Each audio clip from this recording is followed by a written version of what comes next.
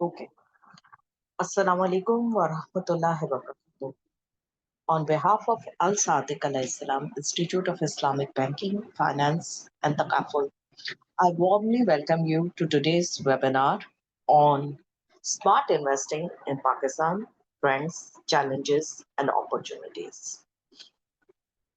We are delighted by your presence and sincerely thank you for joining us. Today's session will explore key shifts in the investment landscapes of Pakistan, highlighting the present challenges for investors and shed light on emerging opportunities, particularly from an Islamic finance perspective. We are honored to have with us our keynote speaker today, Mr. Mohammad Shoaib, CFA, serving as CEO and co-founder of Lucky Investments Limited.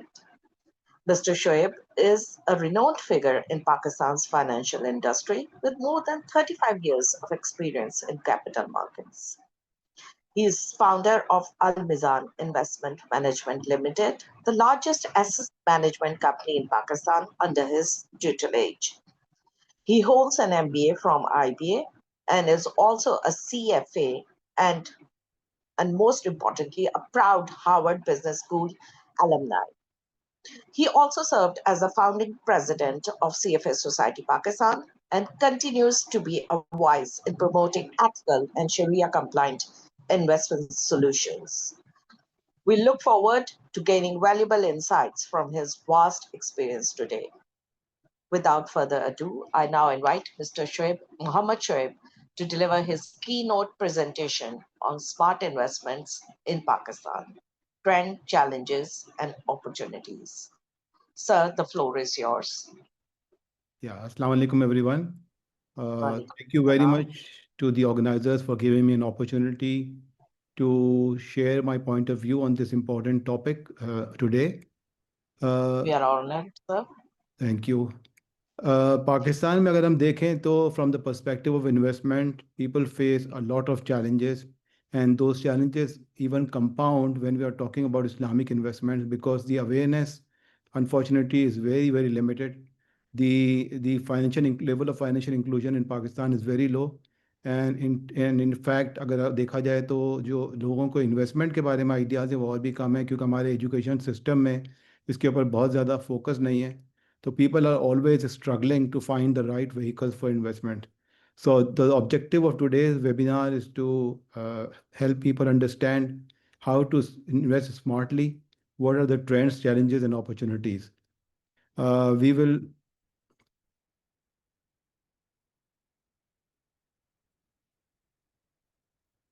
will actually go through different topics, and I think can you hear me clearly?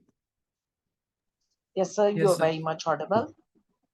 So we will divide our session in different topics. First of all, will be introduction to Lucky Investments, secondly, Pakistan's evolving investment landscapes.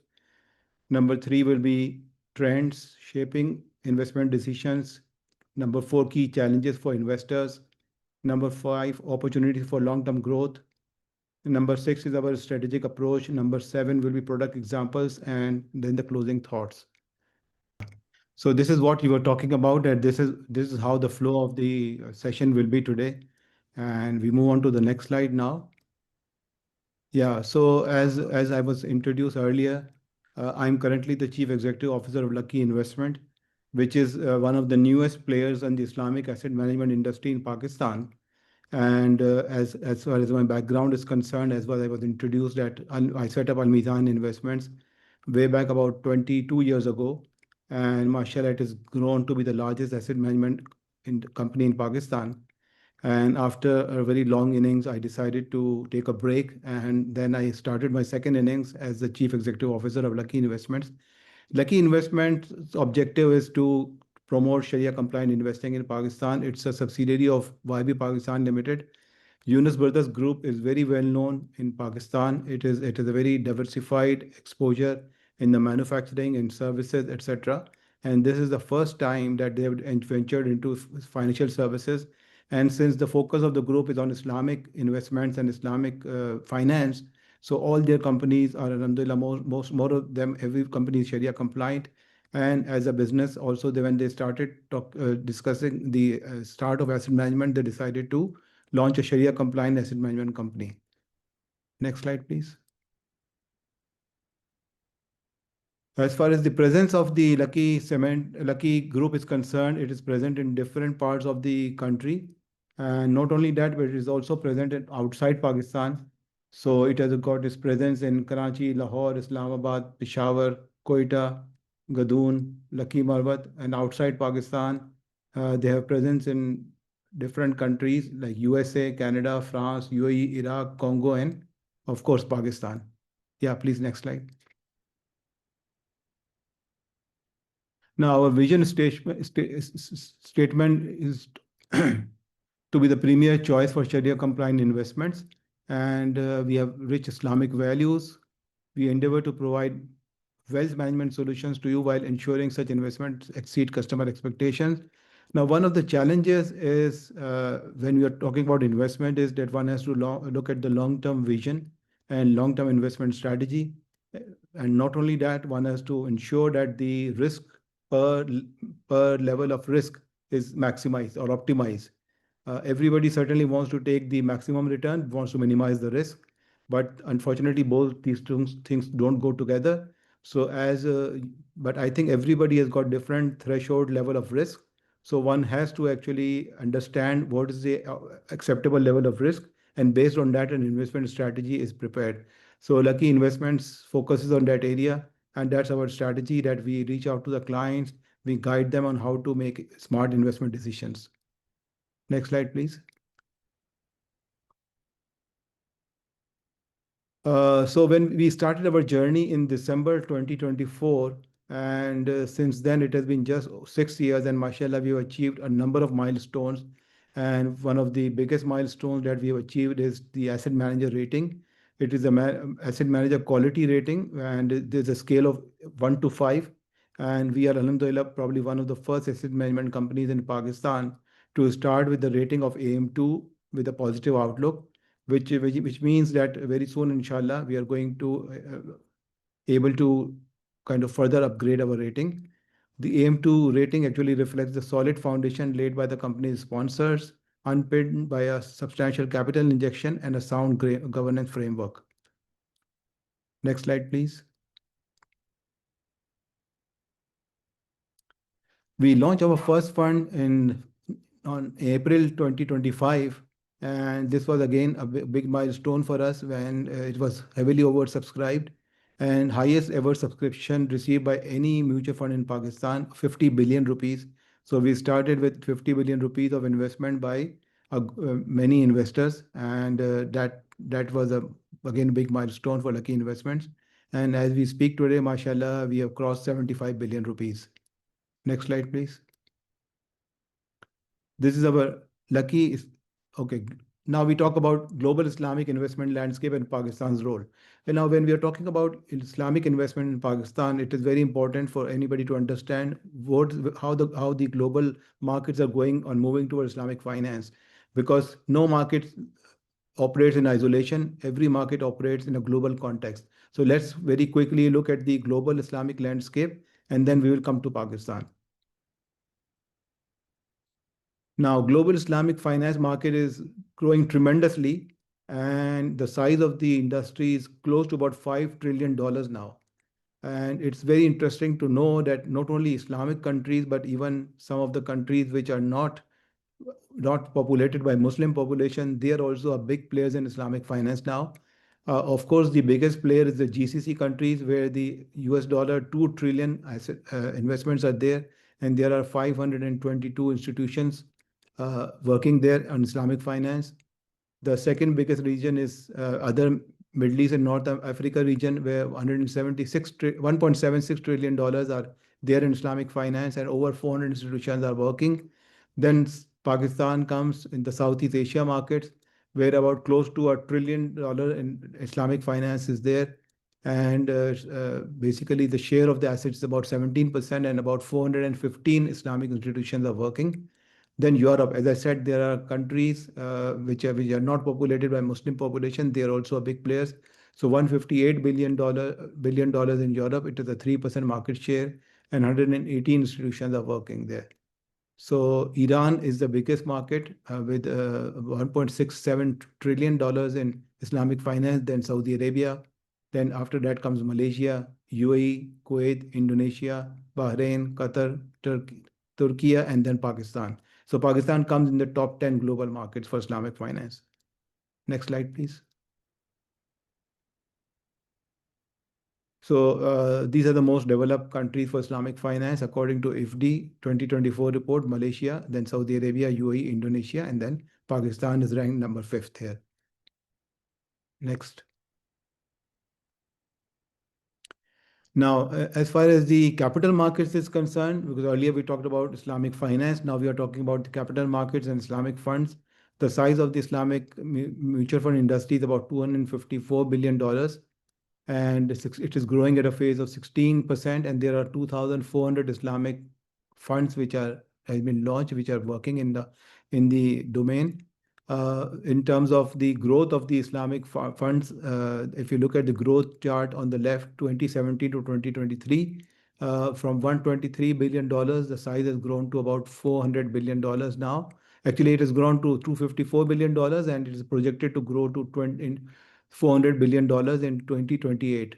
So again, it is growing at a very fast pace. 16% is a very decent rate of growth for assets under management. Pakistan has an asset under management, the Islamic finance, at about $4 billion. Next slide, please. Now, coming to the Pakistan situation, now when we are talking about savings and investment in Pakistan, certainly, as I mentioned earlier, there's very little awareness about the opportunities. And typically, people put their money in different asset classes. One is people try to invest directly in the stock market, which is certainly not the forte of a small retail investor, because they don't have the expertise and the understanding and the knowledge to buy and sell the right stocks which are suitable to their investment and risk appetite. And as a result, people lose their money and burn their fingers. So one option is stocks. Unless you are very, very versed of the financial analysis, you should not be investing directly in the stock market. Then comes the concept of mutual funds, which is basically a pool of investment where a number of investors collectively pool their money and give it to a professional fund management company or asset management company to manage their money, who manage the fund according to the risk profile of the investors. And that is the ideal scenario where the money is managed by the mutual fund manager. So this is another avenue available to the investors. Typically in Pakistan and in Southeast Asia, we know that people are in love with gold, and they try to save for their children, for their old age in terms of gold, because gold is considered a good storage of value. And then people who are more savvy, they invest in the government securities like the treasury bills. Now, Alhamdulillah, Pakistan has got a big supply of Islamic sukuk also. So there's Islamic instrument available, which is equivalent of T-bills, which gives a stable rate of return. Then people that keep their money in saving accounts, and these are the investors who are the most passive investors. So obviously everybody needs to have a bank account, and they leave their money in the bank account, which provides the minimal rate of return, or even in case of current account, they do not provide any rate of return to the investors. And then their national savings scheme, again, this for the people who are very risk averse, and they want to just keep the money with the government of the country, and they don't want to take any risk. Again, the rate of returns on those products are very low. So as far as I am concerned, let's talk about a little bit about mutual funds. And we talked about these different asset classes. Obviously, there is real estate. People are putting money in the real estate as well, but this is only for people who have a very long investment horizon, and also for the people who have a big amount of money to have on the savings. So if you have a small amount, then certainly you can't put your money in the real estate unless you go through the real estate investment trust, which is another type of mutual funds. People also invest in price bond, but they are not considered Islamic from Sharia perspective. And then there are insurance and saving plans. These are a hybrid product which provide not only the protection, but also the saving. But typically mutual funds also provide some Takaful coverage today in different fund categories. So mutual funds and insurance and saving plans are more or less become synonymous. The only difference is that in terms of mutual funds, the fee charged by the fund manager is much lower than what a Takaful or insurance company charge to the investors. And as I said before, it's a mutual funds are diversified, professionally managed pool of investments and ideal for people who don't know how to invest, and for the salaried class also, even for the people who are in other professions like the teachers, doctors, engineers. They find it very relevant for them to invest through mutual funds, because you can speak to your wealth advisor who will advise you what is the right kind of mutual funds available for you, and then you can invest in that. Next slide, please. Now, this is a very interesting slide, and I would like everybody to focus on this. Now, this is a comparative analysis of the returns of different asset classes over the past 20 years. And these are actual historical numbers. These are not projected numbers. So, as I said, the higher the risk, the higher the return. And certainly, it basically means the higher risk means that the returns are volatile. The returns may go up one year, the returns may go down next year, the returns may be positive one year, the returns may be negative next year. But if you are a long-term investor and if you have an investment horizon of 3 to 5 years, then it has been concluded that the stock market or the index or the Islamic stock funds, they provide the highest rate of return. So this is the study we have done over the last 20 years in Pakistan. It is very interesting to note that out of the different asset classes that we have chosen here, keeping money in the US dollar, which people consider a safe haven, is actually the least lucrative now. In the last 20 years, the actual rate of return in US dollar, which any investor has achieved, is about 7%. This is basically the devaluation of the Pak rupee on average in the last 20 years has been about 7%. Then they have 12-month T-bill or the 12-month Sukuk. The average return over the last 20 years has been about 10.7%, which means you make 10.7% every year, year after year for the last 20 years. Then the 10-year PIB, the return is about 11%. Real estate, actually, which is certainly basically liked by many investors who have big pool of money, the average return in Pakistan has been about 11.9%. And as far as gold is concerned, again, gold is considered a very safe haven, and a lot of people save in gold. And it has given very good return in the last few years. So the average return over the last 20 years has been about 18%. But for example, Lucky Islamic Stock Fund is our flagship fund on which actually is based on the Islamic index, and can obviously the benchmark is KMI 30 index, which has again provided 19% return. And then we have income fund and the money market fund. We will go into the details of that in a little while.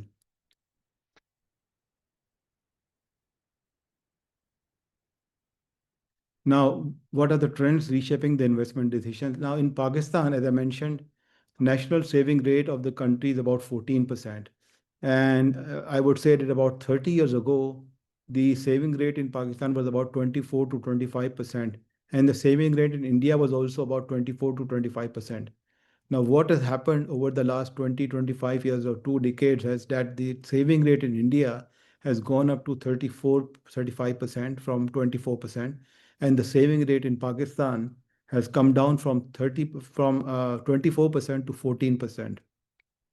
Now, this is obviously we are not going into the details of that, but that's a very unfortunate situation because we need to increase our saving in the country to develop the infrastructure, to build the country, and to attract investment in the country as well. So because of that decline in saving rate, obviously the decline in the disposable income of the population, a lot of efforts are being made for financial inclusion. There's very low penetration in capital market. The total number of investors in the stock market is about 350,000. The total number of investors in the mutual fund in the country is about 650,000. And obviously, we know that the population of the country is 128 million adult population, and total population is about 240 million. So just 1 million or even less than 1 million investors in the capital markets of the country. In terms of depositors, there are about 91 million bank depositors and there are about 211 million bank accounts. Now, it's very interesting that now in the digital age, there are mobile app users. There's a tremendous increase in growth in the number of mobile app users. So the number of mobile app users in Pakistan are now about 68 million. And just imagine only 1 million investors. Mobile banking portal users are about 22 million. Internet banking portal users are 14 million. And e-wallet users are about 5.3 million and growing at a pace of 12%.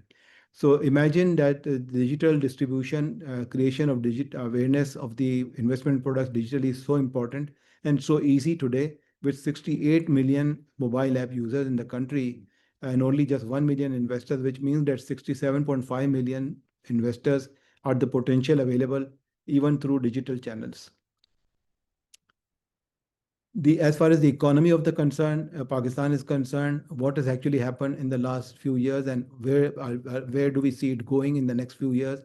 We will capture it in the next two slides.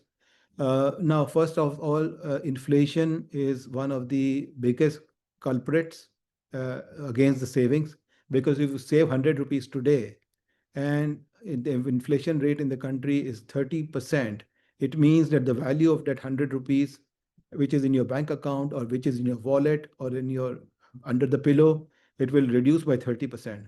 So if you can buy something for 100 rupees today, that product will be 130 rupees in the next 1 year, and still your money in your pocket will be 100 rupees. So you will not be able to buy that product.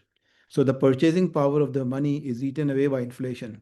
And that is very important that the inflation is reasonable, it is not very high, so that it provides people an incentive to save.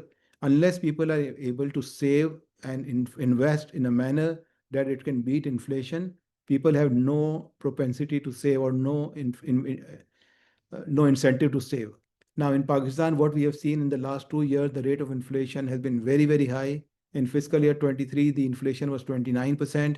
In fiscal year 24, the inflation was 24%. But Alhamdulillah, in the current financial year, which just closed fiscal year 25, the inflation is about 4.5%. And we anticipate that in the next 2 years also, the inflation will remain under control and it will be about between 6 to 7%, which is a reasonable amount of inflation, which means that if you are able to earn more than 7% on your savings, then obviously you are able to beat the inflation. The second important point is core inflation. Again, the core inflation in Pakistan was also very high. Again, that has also come down. It has come down, but it has not come down as much as the uh, overall inflation. But still, we expect in the next couple of years, it will be around 8%. So that's also very reasonable. Now, obviously, one of the major reasons for the inflation in the past few years has been high food inflation, which was 37% and 23% in 23 and 24. And now the food inflation has come down to actually 1% in 25. And next 2 years, we expect it to be 6.4 to 6.5%.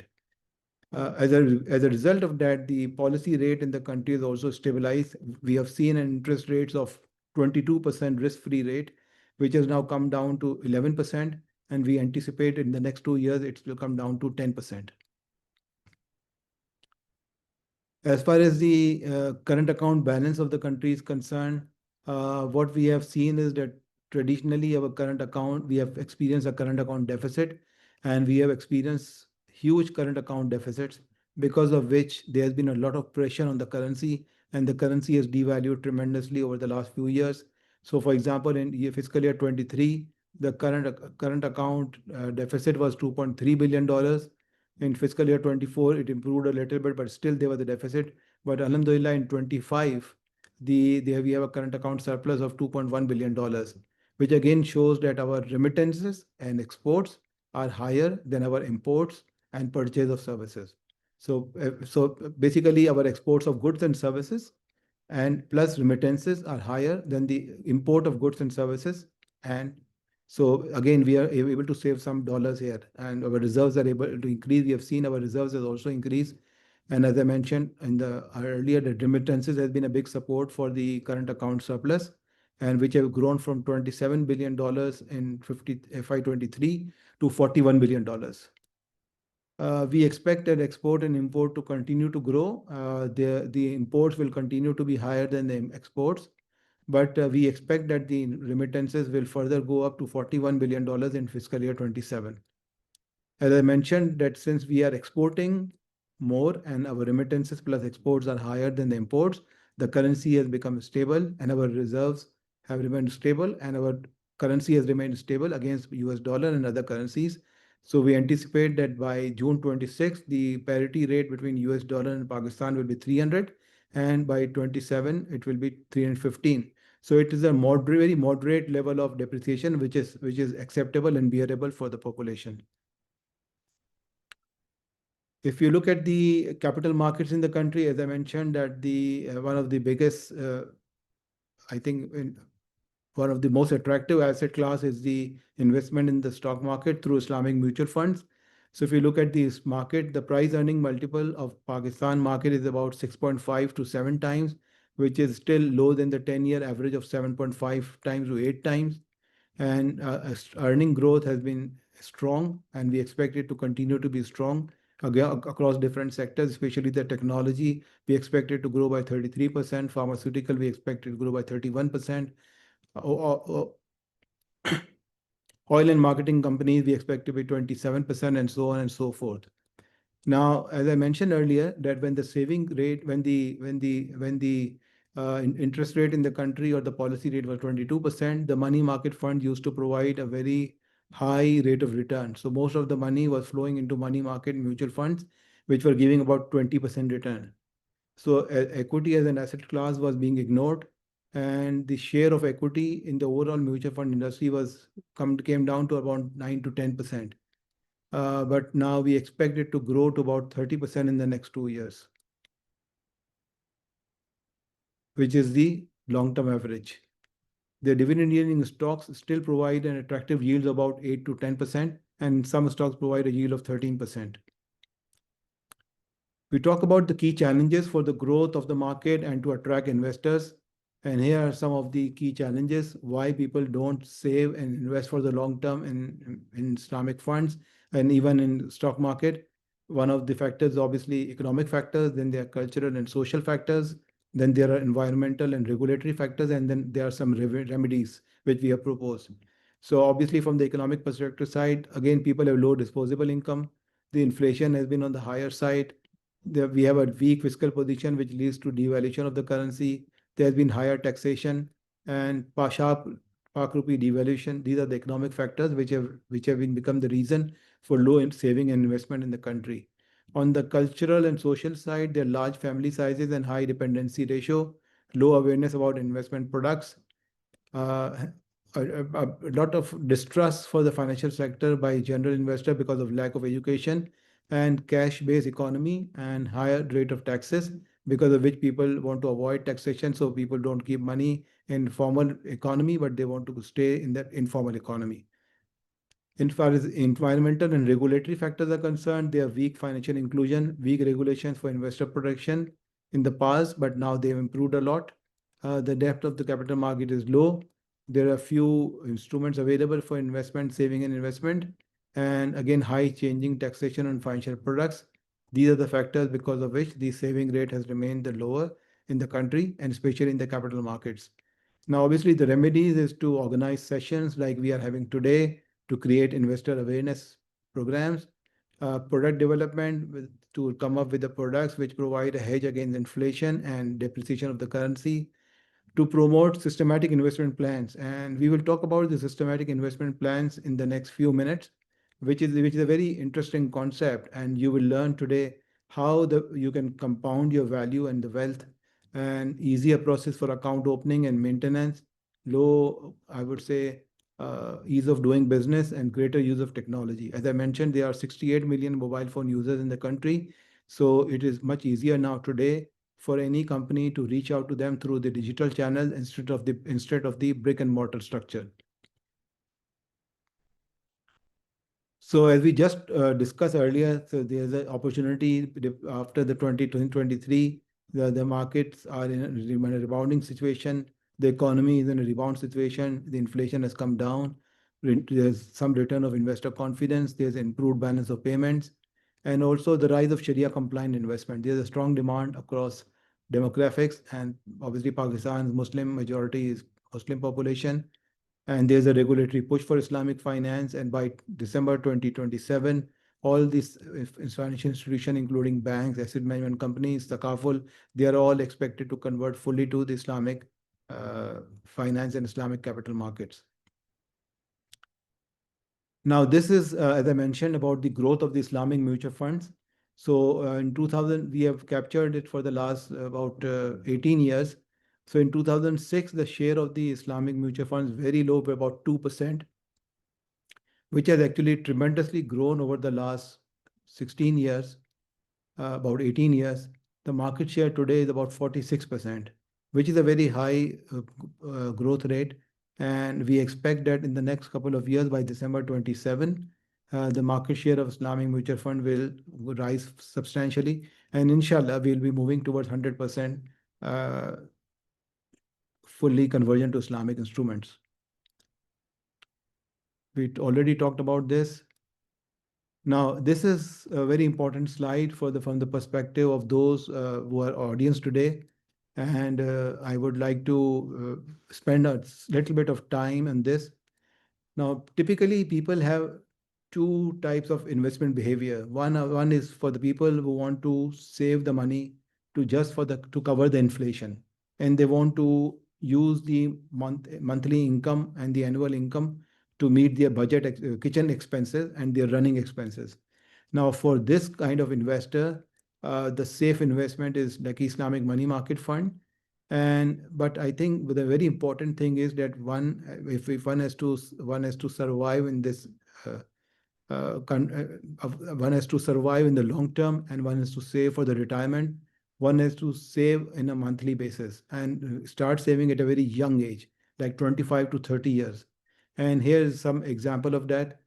If assuming that you start saving at the age of 55 years, well, the first table on the left is 5-year investment horizon. As you can see, this is an example for a person who starts saving at the age of 55 years. And people generally retire at 60 years, so it's a 5-year investment horizon. And we are assume a rate of return about 11%, which is the rate of return for very safe, risk-free, principal protected kind of investments, which is the history of Pakistan in the last 20 years. So we've assumed that this person saves 100,000 rupees in a month. And after meeting his monthly expenses, he saves 100,000 rupees and it invests in a money market fund, which means that in the 5 years before retirement, that investor will be saving 6 million rupees and investing in Islamic money market funds. Now, in the 5 years, when he or she is age of 60 years, the value of that investment will be 7.8 million rupees. So principal amount was 6 million rupees. The return he earned was 1.8 million. In his kitty, in his pocket, there will be 7.8 million when he becomes 60 years of age. Now compare it with an investor, another guy who is 30 years of age today, and he starts saving today. But obviously, at the age of 30 years, he does not have that much money to save every month. So he will be started with a saving of only 10,000 rupees a month, and he will continue to save 10,000 rupees a month for the next 30 years.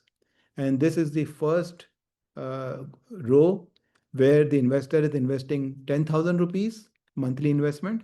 And if you look at the extreme right box, he is saving for 30 years.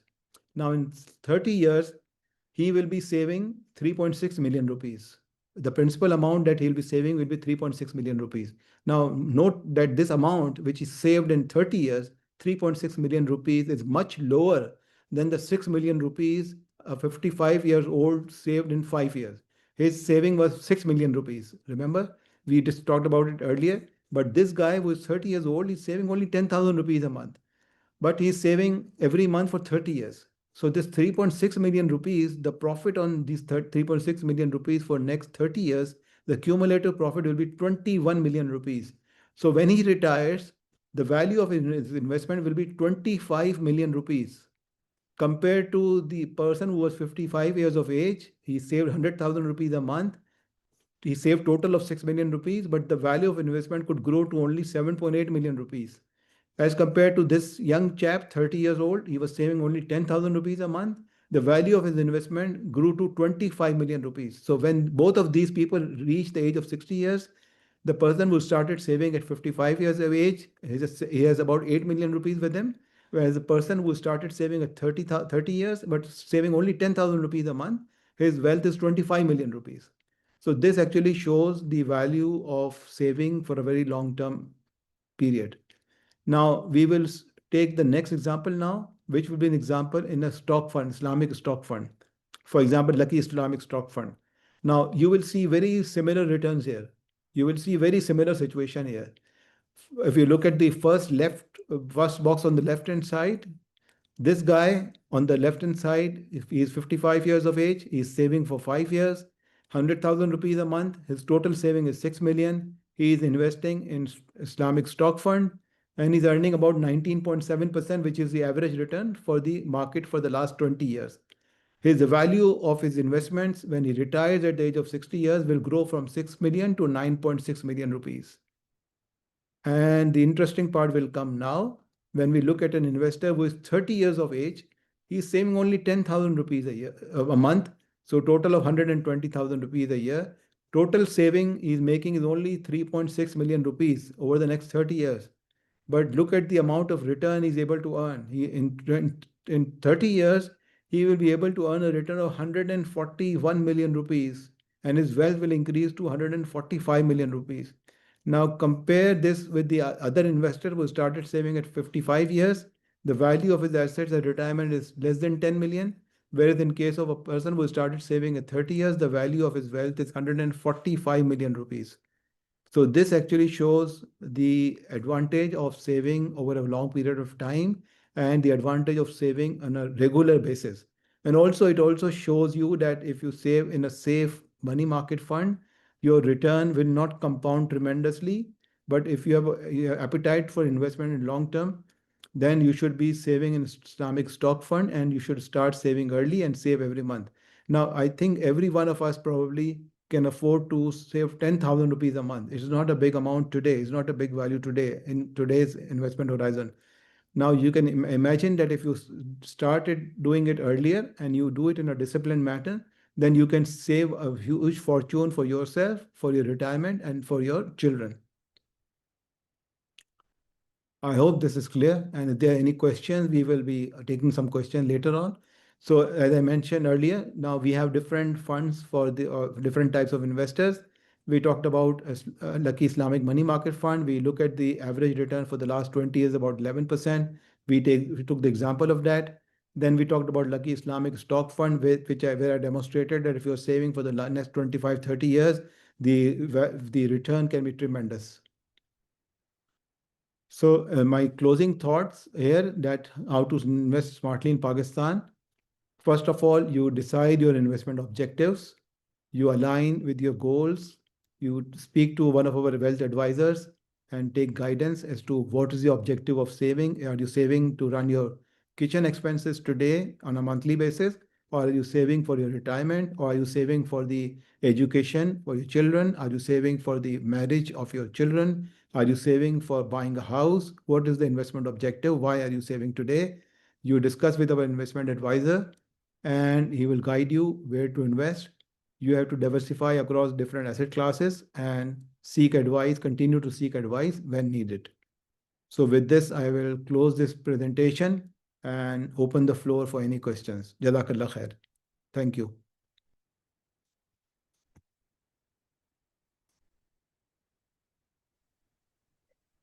Thank you, sir, for this presentation. We have one question for you. That is from Mohammad Faizan. He's asking, what is 10-year PIB? That's a very basic question. Yeah. So basically, 10-year PIB is Pakistan investment bond. This is the type of bond which is issued by the government and which is the maturity of that bond is 10 years. Similarly, we have Sukuk. We have 5-year Sukuk, 10-year Sukuk. So these are the investment instruments which are normally a money market fund or an income fund invest in that. So these are considered very safe investments. The principal is protected, but I think one has to understand that the one of the biggest risk when you make an investment is the inflation risk. So you have to make sure that you cover the inflation because inflation is a silent destroyer. Agreed, sir. I have another question. Sir, with inflation declining, but Yeah. the rupee is still volatile, how Yeah. can investors hedge against pledging power erosion, purchasing power erosion in particular? जी, जैसे कि मैंने बताया कि देखें, obviously we predominantly deal in Pakistan rupees. We live in Pakistan, so we have to use the local currency. And unfortunately, a lot of things are imported from abroad. So the cost of those goods are in dollars. So when the dollar goes up against the Pakistan rupee, the purchasing power of the rupee comes down. But the best hedge against that is to invest for the long term in Islamic stock funds where you can get 19-20% return. We just discussed that if you simply convert your money into dollars and keep the dollars, on average you will earn 7% because of the devaluation of the currency. But if you invest in a stock fund, then you can earn 19-20%. If you invest in a money market fund, you can get a return about 10%. So don't let your money stay idle. Don't keep your money in a bank deposit. Don't keep your money in a current account. You should smartly invest your money with the help of your investment or wealth advisor. Agreed, sir. Another question regarding gold. That's price is quite high. It keeps Yeah, on jumping high and high. Okay. yeah. So my question is, what role can gold and Islamic money market funds play in a well-diversified portfolio today? Sorry, can you repeat your question, please? Being gold's prices jumping high day by day, what Yes. role can gold and Islamic money market fund together Yeah. can play in a well-diversified portfolio? You see, the nature of a gold investment and the nature of the Islamic money market fund is totally different. When you're talking about Islamic money market fund, the Islamic money market fund invests in an instrument which is just very short duration, which is 6 months investment horizon. So the Okay. objective of money market fund is to provide a stable month-to-month return to the investor, so that every month the investor can get some return on it. But gold, the objective of what is the objective of gold? The objective of gold is very long-term saving. The Right. only so if you want to diversify, if you want to keep some money for very long term, yes, you can keep it in a gold, or you can keep that money in a gold fund as well. But for short term, you can invest in money market. One thing which must mention here, that gold as an asset is a unique asset which does not earn anything. If you are investing in a money market fund, if you are investing in a sukuk, if you are investing in a stock fund, then the investment actually earns some profit and the return and creates some economic value. As far as gold is concerned, it's just a storage of value. It does not create any value. So I personally feel that the gold investment in gold should be limited to what is your requirement for the gold. If you want to save for the weddings of your children, if you want to save gold for that purpose, then you should gradually build up over a period of time. Thank you, sir. Uh, I have few questions in line for you. Uh, what about the digital platforms and fintechs? Do you think they are going to serve as enablers for asset management companies in Pakistan? Or are they going to be like disrupting the ecosystem, financial ecosystem? I think one of the advantages of digital and fintech is that basically that the reach of the reach can be increased tremendously. We know that Agreed. Pakistan is a big country with 240 million people, so it is very Yes, difficult for even the bigger asset management companies to reach out to all the investors in the country. So because they don't have branch network, they don't have that such wide branch network like a bank. So digital and platforms and fintech are an enabler. However, any platform can be enabler or a destroyer as well. So I would say that we all know that in Pakistan a lot of people use Binance to invest in crypto assets. And crypto assets, as far as I am concerned, certainly they're a drain on the forex FX reserves of the country. They don't agreed. create any value. So it's like a knife. Any platform is like a knife. It can be used for surgery. It can be used to murder somebody. And another very pressing question is how important is the consistency in taxation policy for the long term viability of any mutual fund investment? I think this is a very important question, and our regulators need to understand, our government needs to understand Exactly. that the tax rate, taxation consistency, long-term tax policy is very important so that the investors know where to invest and the investors can predict the long-term rate of return. Unfortunately, there have been a lot of shifts in the policy in the taxation side. which has created problems, and people are not able to, and that is one of the reasons that people don't have a tendency to save in Pakistan. They focus more on spending, and they spend, like, as I mentioned, we spend 86% of what we save, actually earn, and only 14% goes into saving. As far as the private sector saving is concerned, is again even lower than 14%. So long-term tax policy is very, very important. So another question from my side. I'm sorry, I'm the one who's asking question from you, from participants' behalf. Uh, Sir, from your perspective at being a CFO of Lucky Mm. Investments, what are the most important, significant operational and regulatory considerations in moving from a conventional to an Islamic asset management structure? As we all know that eventually we all have to transition to Islamic financing, riba free. जी जी So kindly advise, sir. I think we are making a very good progress. As I showed in one of my slides, that from 2005 to 2025, in the last 20 years, the Islamic asset management, the share of Islamic asset management has grown from 0% to about 46%. The only limiting factor, which I would say, is that the Islamic sector does not require any concessions, any reliefs, any subsidies. The only thing is the availability of investable instruments. That is the biggest challenge for the Islamic mutual funds and Islamic asset managers, because they are not able to find the assets. If you look at the appetite of the investors are willing to convert to Islamic side, but the problem with the assets is when you have money, the fund managers have the money, they want to invest, they don't find the assets, because the most of the government borrowing in this country is denominated in conventional instruments like the PIBs and T-bills we talked about. I think there is a Yes, need to issue more sukuk, and as yes. more sukuk are issued in the country, the progression will be even faster than what we have seen in the last 20 years. So we have two hand raised, one from Mr. Naveed from Lahore.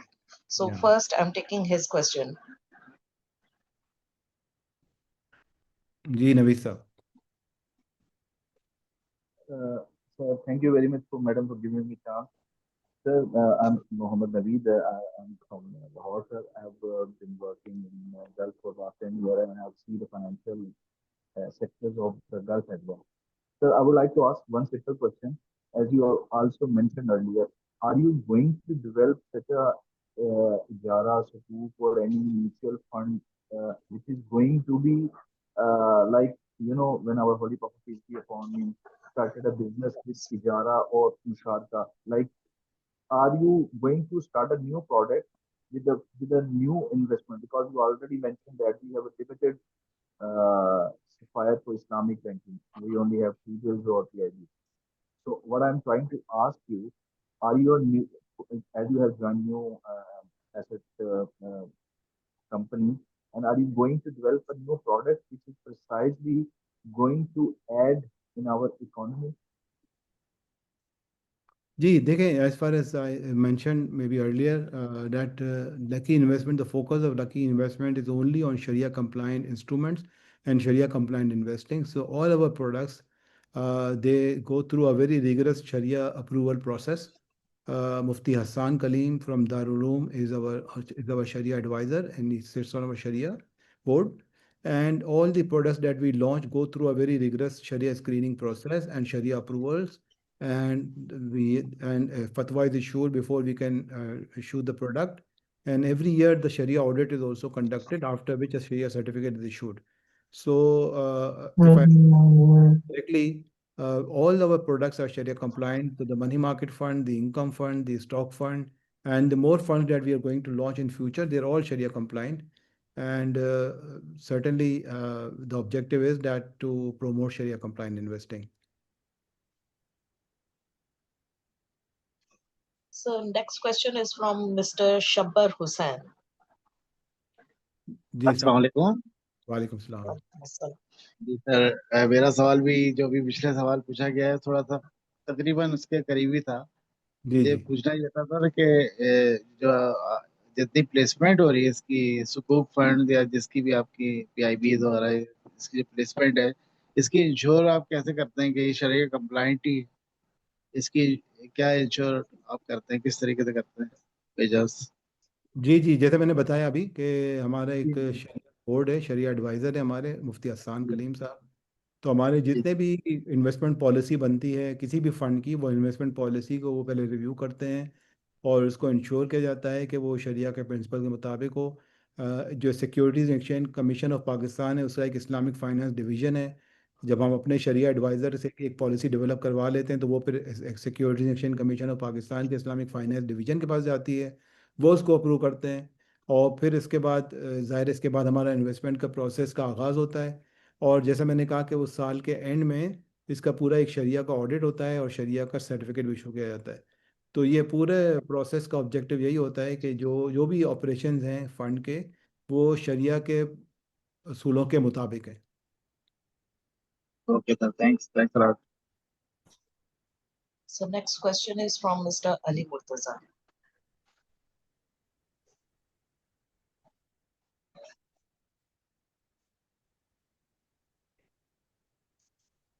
Mr. جی Ali. Ali Murtaza. جی میرا خیال ہے نہیں، وہ کسی اور سے پوچھ لیں آپ. Next question is from Mr. Sayyid Adil Abbas. Assalamu alaikum. Thank you very much for the wonderful presentation. Basically, Thank you. I have the questions.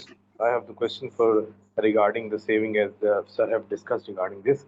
If businessman wants to invest in the mutual funds and they are basically getting the very less rates, as you basically mentioned, if someone is going to purchase the car and other kind of investments they have in their businesses, why the businessman can come and choose the mutual funds? If you're talking about the investment rates and all the things, those are for the middle class people who are saving from the salaries, who are saving from the for the retirements, for the other funds. But if the big guns who wants to invest into the business market, why they come? What kind of specifically decorative and attractive for them? جی دیکھیں، یہ تو آپ کی investment کے risk کے اوپر، appetite کے اوپر ہے. جیسے میں نے کہا نا، آپ گاڑیاں خریدنے جاتے ہیں تو گاڑیاں آج کل تو 8 ملین، 10 ملین، 15 ملین، 20 ملین کی ایک گاڑی ہے. اگر آپ گاڑیوں کا کاروبار کرتے ہیں تو ظاہر ہے وہ تو آپ کا ایک مین بزنس ہے. لیکن آپ جو بھی آپ کا مین کاروبار ہے اس میں ہمیشہ کچھ کیش فلو پڑا رہتا ہے جو آپ کے بینک میں پڑا رہتا ہے. تو بزنس مین کے لیے یہ بڑا امپورٹنٹ ہے کہ جو پیسہ آئیڈل پڑا رہتا ہے بینک میں اس کو بھی انویسٹ کرے تاکہ اس کے اوپر بھی کچھ نہ کچھ کماتا رہے. اور جیسا ہے کہ ہر آدمی تو ظاہر ہے کہ یہ گاڑیوں کا یہ بزنس نہیں کر سکتا، نہ اس کے ہر آدمی کے پاس نالج ہوتی ہے. اور اگر ایک گاڑی بھی اس انٹینشن سے لے گا کہ اس کو آگے بیچ دے گا تو 15-20 ملین چاہیے ہوتے ہیں. جبکہ میوچل فنڈ کا کانسیپٹ بڑا سمپل ہے کہ ایک جیسا آپ نے کہا نا ایک عوامی کانسیپٹ ہے. اس میں آپ 5,000 روپے سے انویسٹمنٹ شروع کر سکتے ہیں اور آپ کے کوئی کمٹمنٹ نہیں ہے کہ آپ نے ہر مہینے انویسٹمنٹ کرنی ہے. آپ 5,000، 10,000، 15,000 جو آپ کے پاس سیونگ ہے اس کو آپ انویسٹمنٹ کریں. تو یہ نہ صرف یہ کہ ایک عام سیلریڈ کلاس کے یا مڈل کلاس کے لیے امپورٹنٹ ہے، بلکہ ایون بڑے بڑے بزنس مین ہیں وہ بھی میوچل فنڈ میں انویسٹمنٹ کرتے ہیں. اور وہ یہی کرتے ہیں کہ اپنے بزنس میں جو سرپلس لیکوڈیٹی ہوتی ہے اس کو وہ میوچل فنڈ میں انویسٹ کرتے ہیں تاکہ اس کے اوپر بھی جب تک وہ پیسے آئیڈل ہے اس کو انویسٹ کر سکتے ہیں. ایک اور چیز مجھے بتانی چاہیے تھی جو میں نے مس کر دی، کہ زیادہ تر میوچل فنڈ ایسے ہوتے ہیں جس میں کوئی آپ کی ریکوائرمنٹ نہیں ہوتی کہ آپ نے 6 مہینے، 12 مہینے، 1 سال، 2 سال، 3 سال انویسٹمنٹ رکھنی ہے. آپ جب چاہیں انویسٹمنٹ کر سکتے ہیں اور جب چاہیں آپ اس انویسٹمنٹ کو ودرا بھی کر سکتے ہیں. تو ایک یہ بھی بڑا اچھا فیکٹر میوچل فنڈ میں انویسٹمنٹ کرنے کا.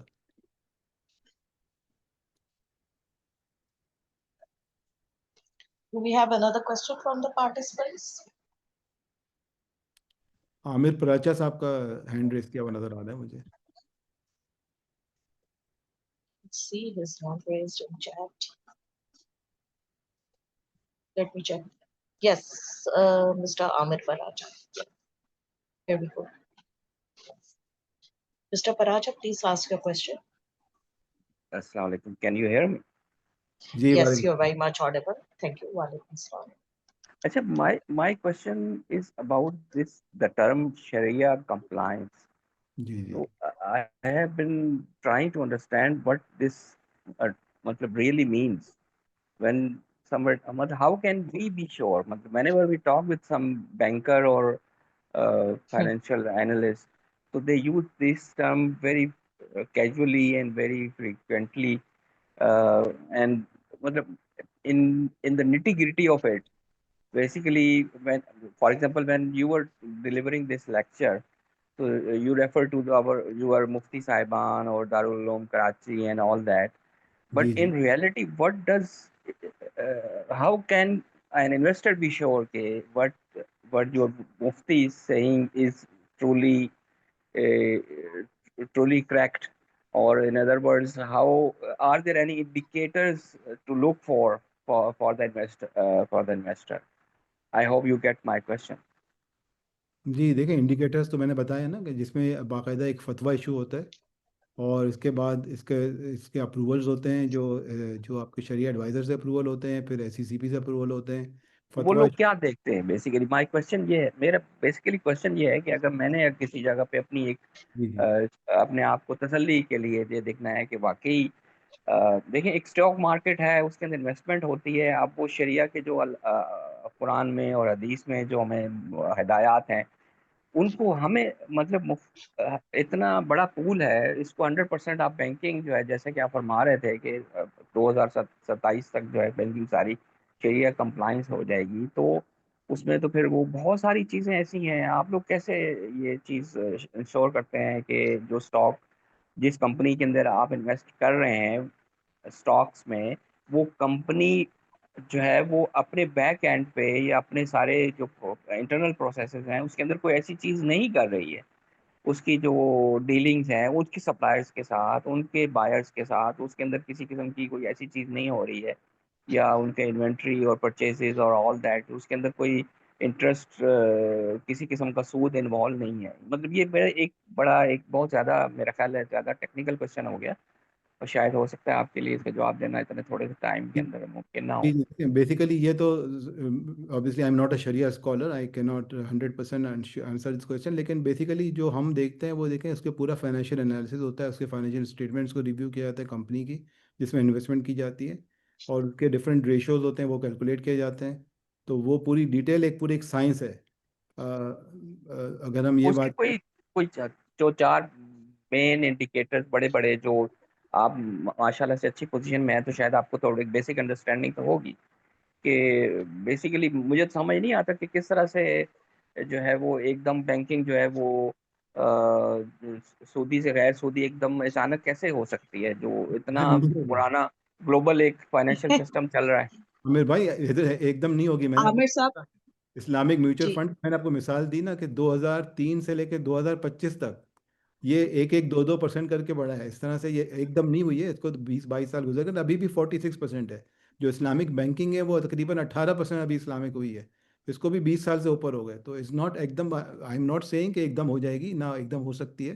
اس کا ایک پورا روڈ میپ ہے جس کے اوپر کام ہو رہا ہے. اس میں ہم امید کرتے ہیں کہ انشاءاللہ ہو جائے گی 27 تک. آئی ایم ناٹ سیئنگ کہ یہ ہو جائے گی. اس کا ایک روڈ میپ بنایا گیا ہے ملک میں، جو کہ اسلامک کنٹری ہے، سپریم کورٹ کا ججمنٹ ہے، تو اس کا ایک روڈ میپ بنایا گیا ہے. چاہے میرا کنسرن یہ نہیں ہے کہ ہم پورا 100% ہو جائیں گے یا نہیں ہو جائیں گے 2027 تک. میرا کنسرن یہ ہے are we moving in the right direction, and that what I feel is کہ we are moving in the right direction. We are making 2 steps ahead, may be 1 step back, لیکن الحمدللہ اس میں انکریز ہو رہی ہے اور growth ہو رہی ہے. تھینک یو جی. اوکے عامر صاحب، ایک میں آپ کو اس میں تھوڑا سا جسٹ بریف ہائی لائٹ، وہ یہ کہ آپ کراچی میزان انڈیکس ہے KMI، جو کہ اسٹاک میں ہمارے ان اسٹاکس میں ڈیل کرتا ہے، ان کمپنیز کے اسٹاکس میں جو کہ ایکسیپٹیڈ ہے، شریعہ کمپلائنٹ ہے کمپنیز، تو ان اسٹاکس میں بھی انویسٹمنٹ ہوتی ہے similarly.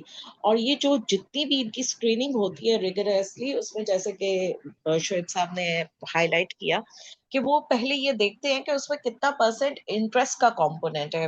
We are obviously moving towards riba free economy and not within like one fine morning you wake up and you say aaj riba free ho gaya. There's a complete roadmap, and State Bank of Pakistan has issued the guidelines for each and everything, so there are milestones on it, اور اس کے مطابق accordingly ہم سب چل رہے ہیں. I hope so I have answered your question. اگر ایک question please اگر مجھے آپ الاؤ کر دیں، یہ Sure. شریعہ کمپلائنس جو ہے بیسیکلی تو یہ اسٹیٹ بینک کا ایک طرح سے کام ہے، جیسے کہ if I am not wrong this is what you are seeing.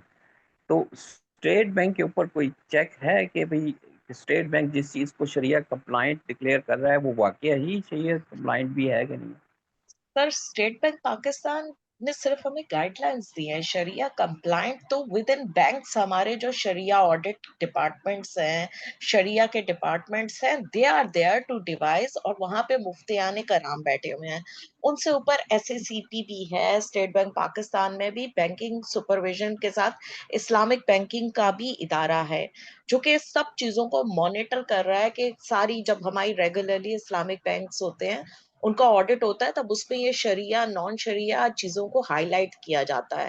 There is a very thin line that makes it, यहाँ पे ये शरिया कंप्लाइंट है, यहाँ पे ये आपने जरा सा इसको ब्रीच किया, इट विल बिकम नॉन शरिया कंप्लाइंट, जस्ट लाइक अक्ट। नहीं, देखिए मेरा क्वेश्चन आपने, बेसिकली ये था जी बिल्कुल कि वही अगर उसी स्टॉक कॉन्टेक्स्ट में मार्केट में आपसे एक बात कर रहे कंपनी हैं। ऑपरेट कर रही है तो वो कंपनी शरिया कंप्लाइंट है?